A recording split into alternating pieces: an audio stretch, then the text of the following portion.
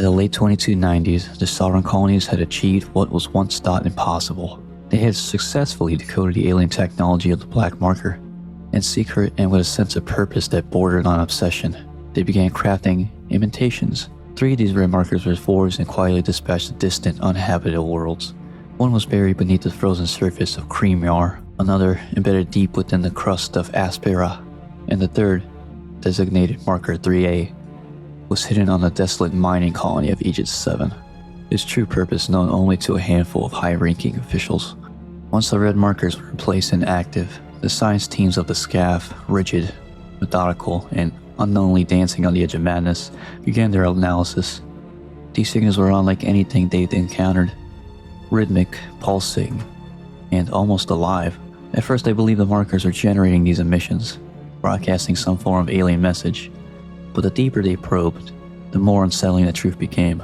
The markers weren't the source, they were the conduits. They were receiving a transmission from somewhere far beyond known space, and then amplifying it, repeating it, as if answering a call. Even more disturbing was the behavior of the 3 markers, those buried beneath the surfaces of Aegis VII, Aspera, and Creamyar. Despite the immense distances between them, they began to synchronize. They triangulated, communicated, and behaved as a single unified entity, coordinated across the light years like points in a ritual, following a blueprint no human could comprehend. Then, without warning, it happened. Across the frozen wastes of Creamyar, the obsidian cliffs of Aspera, and the blood-stained mines of Aegis VII, the silence shattered in unison. The markers, as if reacting to shared signals, awoke.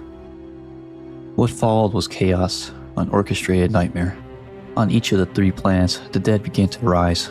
Flesh twisted, bones snapped and reformed into grotesque mockeries of life. The red marker had triggered what came to be known as outbreaks. Simultaneously, necromorph infestations separated by light years, yet perfectly timed as choreographed by some vast intelligence. On Aegis VII, the horror escalated further. In the depths beneath the colony, something massive began to stir. Sluggish at first, but growing stronger with every corpse added to its ranks. It was born not by accident, but by design. The hive mind, a monstrous telepathic entity, emerged as a central node of the outbreak. It was no mere beast. It listened to the marker. It obeyed. At the heart of this control lay a signal-amplifying pedestal, an unholy transmitter that maintained the psychic bond between the marker and the hive mind. Through it, the marker issued its commands, and the hive mind relayed them to the necromorphs like a dark messiah leading its flock. The dead no longer simply rose, they served.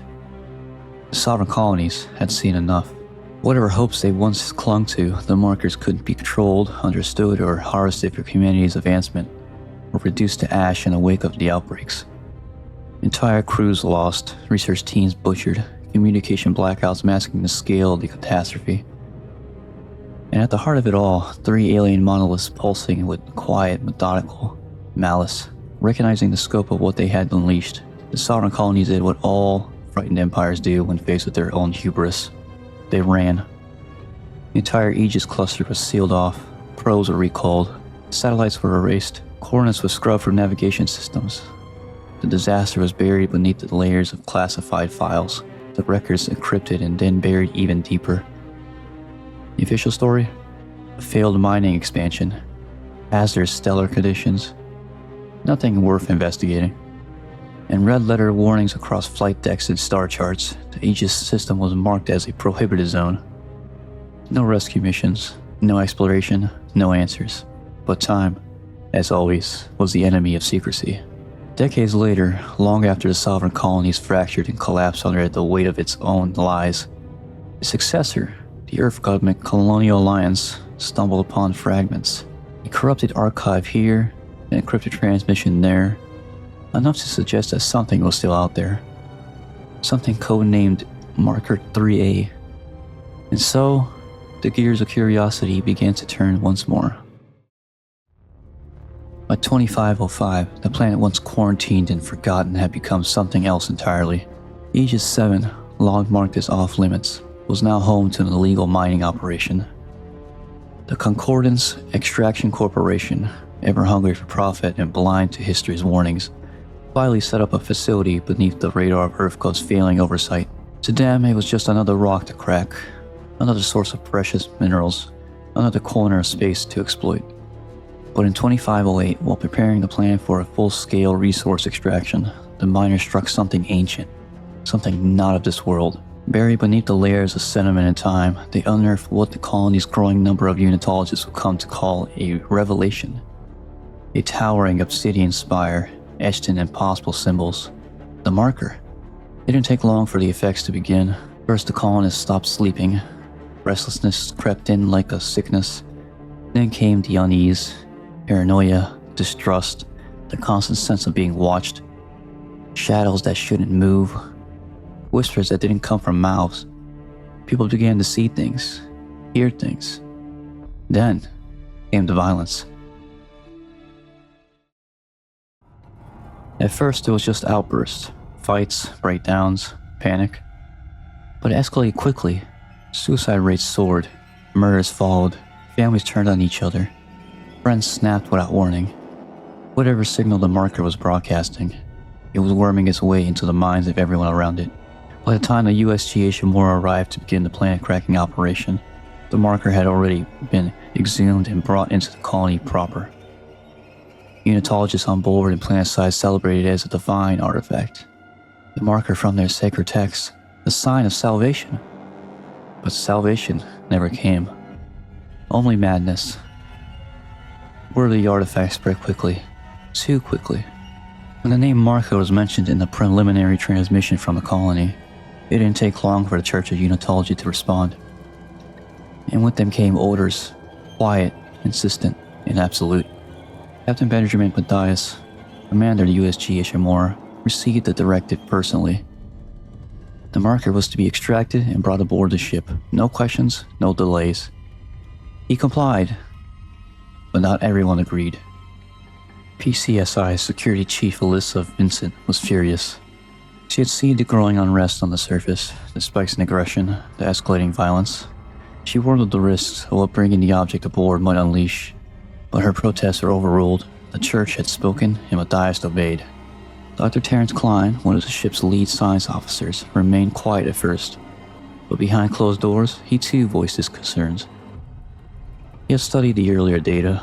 There was something wrong with the marker. Its design, its signal, its uncanny resemblance to human DNA. It wasn't just alien, it was intentional. Then, just days after the marker was moved to the Ishimura, strange reports began coming in from the colony. Something biological, something unnatural, was growing in the lower sectors. It crept along the walls, pulsed through the vents. It looked like flesh but moved like mold. Technicians sent to examine it never came back. Then came the blackout. Every light on Aegis VII went dark. All radio contacts ceased. The last transmissions were garbled screams and distorted static. When the feed cut, the colony was purged into total silence. And then, the real horror began. Those who remained on the surface lost what little grip they had left. Entire sectors collapsed into chaos. Colonists turned on each other with savage ferocity. Mutations, suicides, screaming voices, and dismembered bodies. And from the shadows, something else emerged, something born from the dead.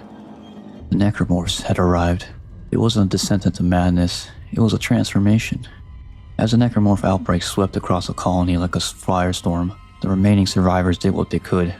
They ran. With nowhere else to go, they flooded the shuttle bay, crammed into every available shuttle.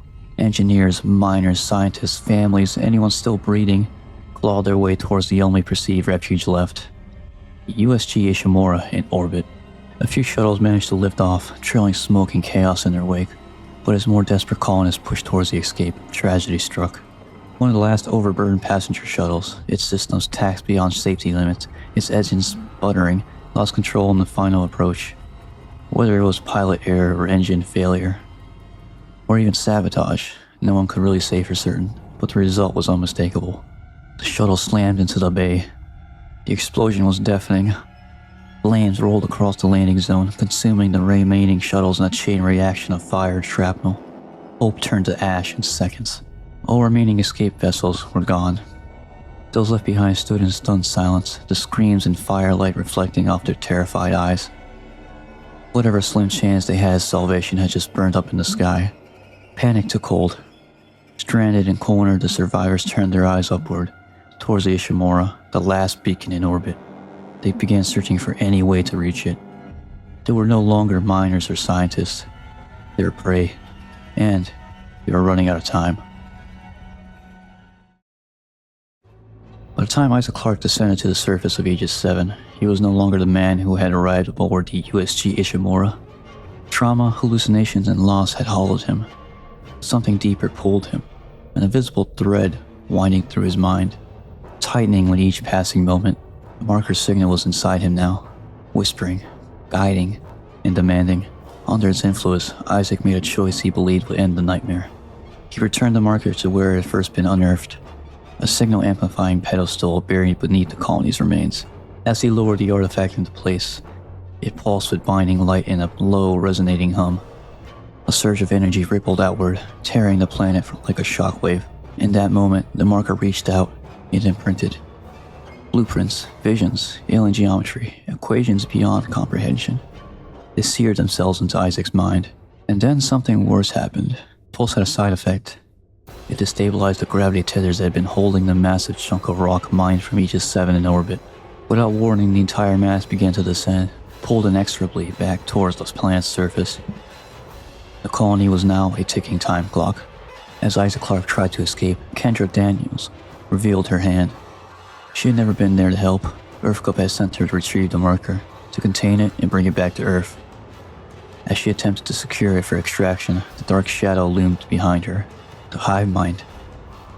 The monstrous creature, colossal, grotesque, the very heart of the necromorph plague, struck without hesitation. Kendra never made it off the surface. Isaac, battered and alone, faced the creature in a final desperate battle. With every ounce of strength he had left, he destroyed it, severing the connection between the marker and its army of dead. The hive mind fell. Moments later, Isaac escaped aboard his ship, launching just as the sky split open and a massive mind fragment of Aegis VII came crashing down, obliterating the colony in a final catastrophic impact. Behind him, the marker was buried once more. But inside Isaac's mind, something had taken root, something that would never leave. Aegis VII was no longer a planet, it was a wound in space. The impact of the falling rock had shattered its crust, ripping deep into its core. Rivers of magma bled from its surface, and the sky above shimmered with ash and ionized debris. In the aftermath, EarthCup pinned the blame on one man, Isaac Clarke. Though hailed as a survivor, he was also labeled as the architect of the planet's destruction. Publicly, he was the man who destroyed Aegis VII. Privately, he was broken and haunted by visions, by the marker, by things that no one could see. 3 weeks passed. Then from deep space a new ship arrived, the USG O'Bannon, dispatched under EarthCup's directive. Its mission was clear: investigate the ruins and recover what remained of Marker 3A. Whether to study it, control it, or contain it, no one on board could say. Orders were orders. The O'Bannon deployed gravity field generators to stabilize the fractured planet. For a time they worked. Aegis VII held itself together. If barely, it crushed the stone clinging to existence. Then came the accident. While recovering a fragment of the marker embedded deep in the molten scar of the planet, one of the crew, Nicholas Kuttner, made a fatal error. Whether due to panic, malfunction, or the insidious influence of the marker itself, Kuttner triggered a chain reaction that disabled one of the generators. The balance was lost. Aegis VII groaned, cracked, and then tore itself apart. In a brilliant, terrible flash, the entire planet exploded, obliterated in a storm of rock, fire, and signal. Whatever secrets remained on the surface are now scattered across the void. And still, the marker's influence endured.